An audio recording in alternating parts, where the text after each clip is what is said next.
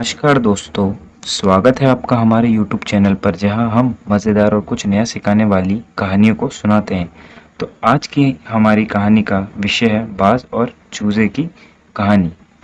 एक गांव में एक किसान रहता था।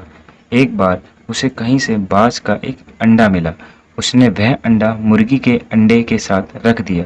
मुर्गी उस अंडे को अन्य अंडों के साथ सेकने लगी।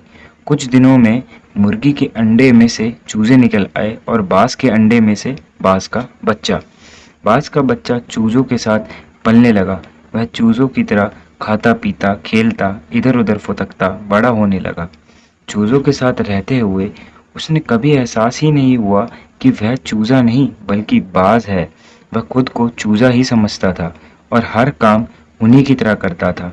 जब उड़ने की बारी आई तो अन्य चूजों की देखा देखी वह भी थोड़ी ही ऊंचाई तक उड़ा और फिर वापस जमीन पर आ गया। उसका भी ऊंचा उड़ने का मन करता था, लेकिन जब वह सबको थोड़ी ही ऊंचाई तक उड़ता देखता तो वह भी उतनी ही ऊंचाई तक उड़ता। ज़्यादा ऊंचा उड़ने की वह कोशिश ही ना करता था। एक दिन उसने ऊंचे आकाश में एक बाज को उड़ता हुआ देखा। इतनी ऊंचाई पर उसने किसी भी पक्षी को पहली बार उड़ते हुए देखा था।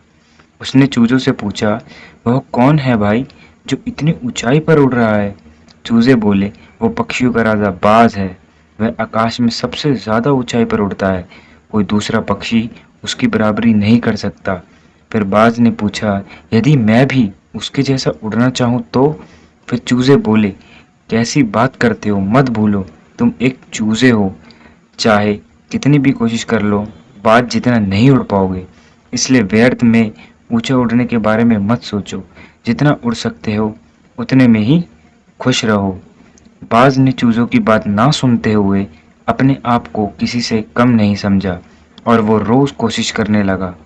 और बहुत दिनों के बाद एक दिन ऐसा आया कि बाज आकाश में ऊंचा उड़ने लगा। इस कहानी से हमें यह सीखने को मिलता है कि हमें अपने आप को किसी से कम नहीं समझना चाहिए। हमें अपने सोच और देखने का नज़रिया बदलना चाहिए और बाज बने और जीवन में ऊंची उड़ान भरनी चाहिए।